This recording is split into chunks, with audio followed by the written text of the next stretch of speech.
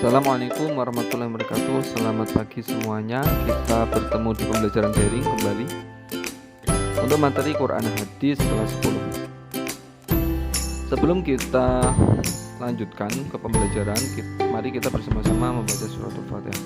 Al-Hadiniyah wa Niyatus Sholiyah Al-Fatihah. Terima kasih untuk bacaan Fatihahnya. Kita lanjut di materi pembelajaran. Kita masuk di bab 3, bukti otentiknya Al-Quran. Nah, dalil Al-Quran. Bukti otentiknya Al-Quran didasari dari dua dalil, yaitu dari yang pertama surat Yunus ayat 37, yang kedua surat Al-Hijr ayat 9. Bapak bacakan yang pertama surat Yunus ayat 37. A'udzu billahi minasyaitonir rajim. Bismillahirrahmanirrahim. Wa ma kana hadzal qur'anu an yuftara min dunillahi walakin tasdiqal ladzi baina yadayhi wa tafsilal kitab la raiba fihi mir rabbil alamin. Kurang lebih artinya tidaklah mungkin Al-Quran ini dibuat oleh selain Allah. Akan tetapi Al-Quran itu membenarkan kitab-kitab yang sebelumnya dan menjelaskan hukum-hukum yang telah ditetapkannya. Tidak ada keraguan di dalamnya, diturunkan dari Tuhan semesta alam. Jadi keterangan dari ayat pertama ini menerangkan bahwasanya Al-Quran itu benar-benar murni dari Allah. Tidak buat-buatan dari Rasulullah atau dari malaikat. Ini murni benar-benar kalamullah. Tidak ada keraguan di dalamnya. Itu yang pertama. Terus yang kedua, Al-Hijr ayat 9. Bismillahirrahmanirrahim. Inna nahnu nazzalna dzikra wa inna lahu lahafizun. Kurang lebih artinya sesungguhnya kamilah yang menurunkan Al-Quran dan sesungguhnya kami benar-benar memeliharanya. Al-Quran itu benar-benar dari Allah, diturunkan dari Allah. Keterangan dari ayat ini. Dan Al-Quran itu benar-benar dipelihara. Itu terbukti. Al-Quran itu dari dahulu sampai sekarang itu masih tetap otentik, masih tetap seperti itu. Nggak ada perubahan sama sekali. Masih tetap seperti yang disampaikan oleh Rasulullah. Oke, kita lanjut di pembahasan. A. Memahami keautentikan Al-Quran. Memahami keautentikan Al-Quran. Al-Quran merupakan mukjizat. Jadi dipahami bahwasanya Al-Quran itu adalah suatu mukjizat. Mukjizat dari Allah kepada Nabi Muhammad SAW. Mukjizat menurut bahasa dari kata ajaza yu'jizu ijazan, artinya melemahkan, mengalahkan lawan atau musuh. Mukjizat menurut istilah artinya sesuatu yang menyalahi kebiasaan disertai dengan tantangan dan selamat dari perlawanan. Jadi arti mukjizat itu secara bahasa melemahkan, mengalahkan lawan. Kita kembali ke pembahasan kemarin dulu, bahwasanya Al-Quran itu turun secara berangsur-angsur. Ada kalanya Al-Quran turun itu untuk menyelesaikan suatu persoalan. Jadi ada kalanya ketika ada perdebatan dari orang-orang kafir, terus turun wahyu. Nah, turun wahyu ini itu untuk menyelesaikan masalah. Yang namanya menyelesaikan masalah itu berarti melemahkan dari perdebatan-perdebatan itu. Perdebatan-perdebatan orang-orang kafir ini dilemahkan dengan turunnya wahyu atau turunnya mukjizat. Maka dari itu mukjizat itu bisa berarti melemahkan. Oke, paham ya? Lanjut. Kita masuk di pembahasan aspek-aspek keautentikan Al-Quran. Yang pertama, segi gaya bahasa. Yang kedua, segi susunan kalimat. Yang ketiga, kabar tentang hal-hal yang gaib. Yang keempat, sejalan dengan ilmu pengetahuan. Yang kelima, tepat janji.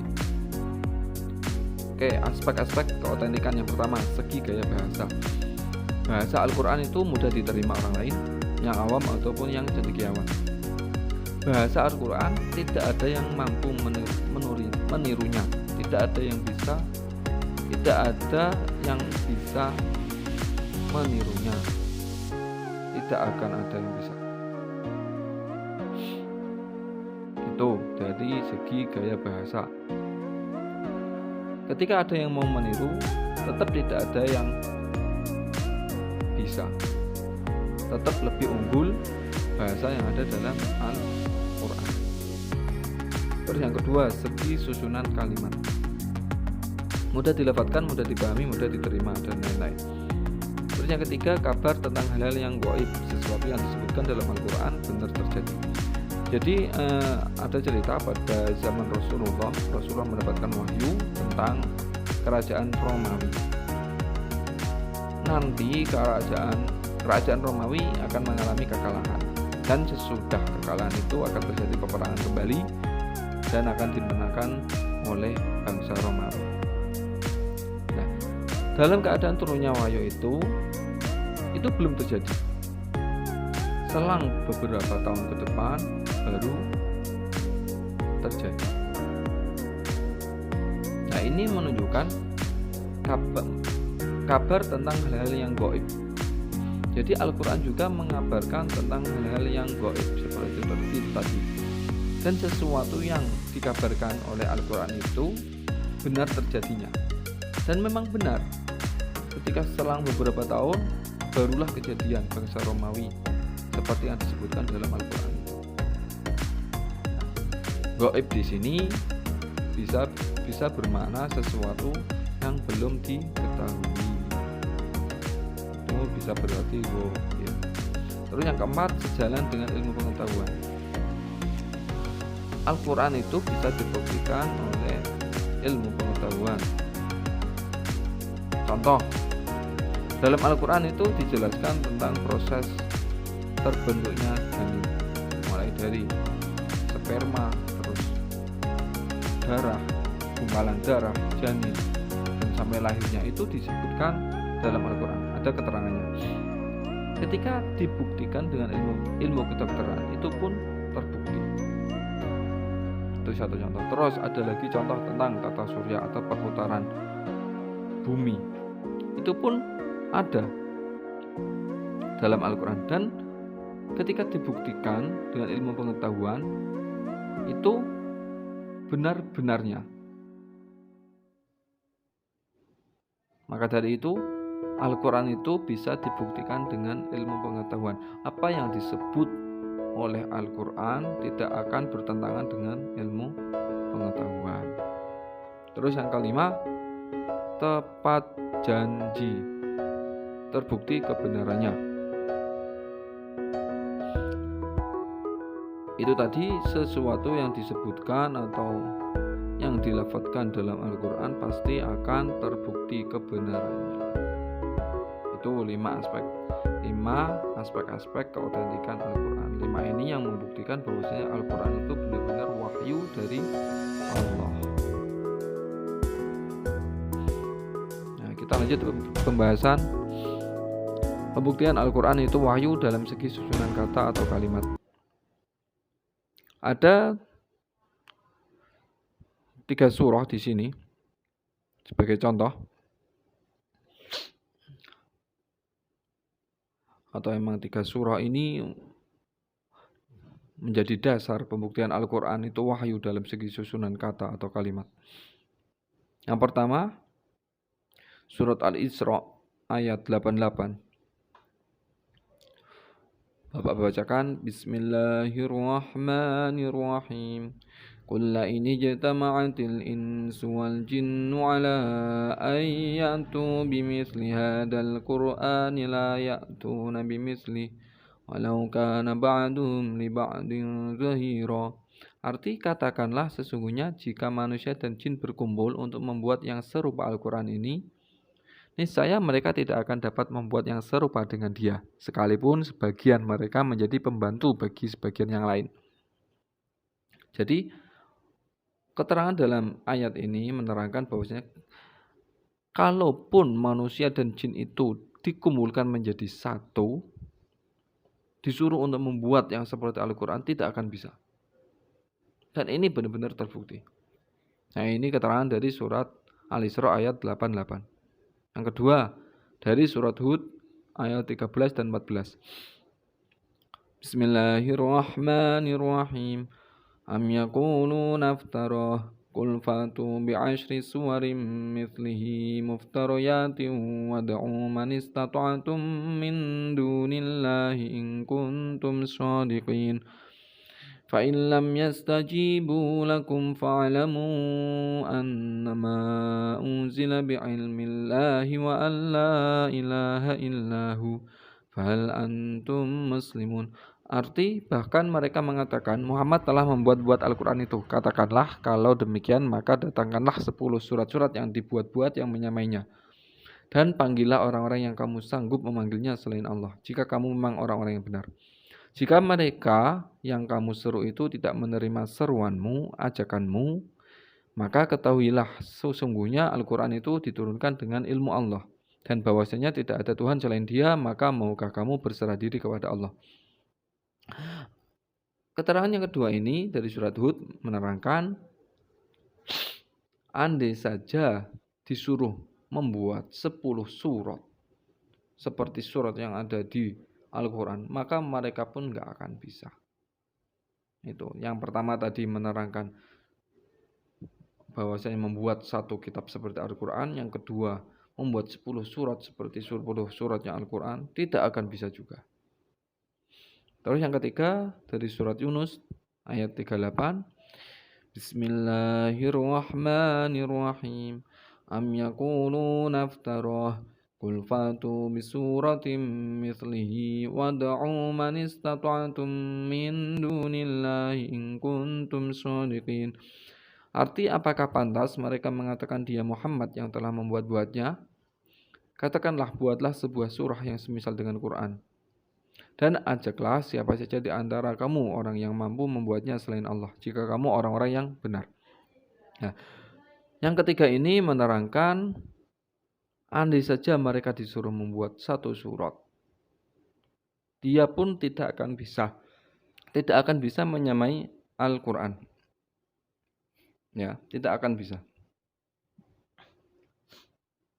Ini pembuktian Al-Quran itu wahyu dalam segi susunan kata atau kalimat. Jadi kita flashback dulu ke belakang, ke zaman Rasulullah. Bahwasanya zaman Rasulullah itu lagi booming-boomingnya syair. Orang yang ahli syair atau syair, mereka itu akan disegani oleh orang-orang. Dan dari syairan-syairan yang mereka buat itu, dari ahli yang paling hebat, yang ahli syair waktu itu, ketika dibandingkan dengan lafaz atau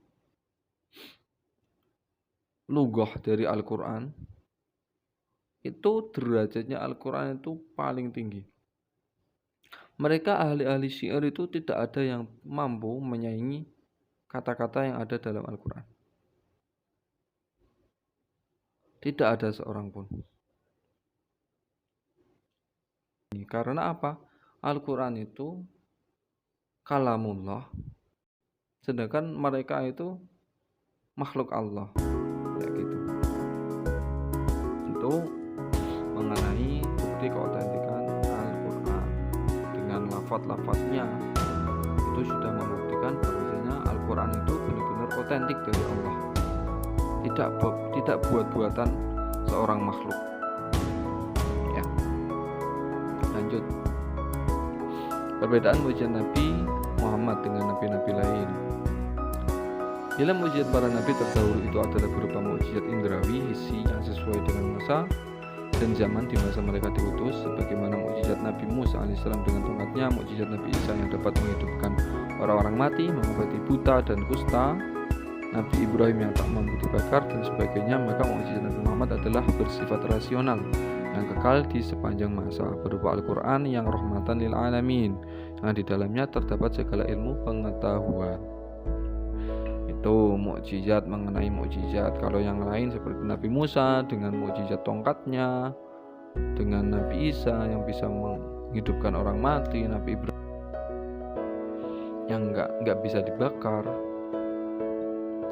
maka Nabi Muhammad mukjizatnya adalah Al-Qur'anul Karim.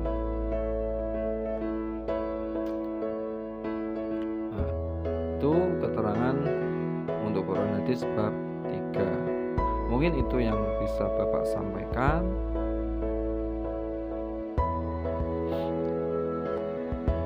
Tetap semangat semuanya, belajar yang giat, apapun kondisinya tetap semangat belajar, niat lillahi ta'ala.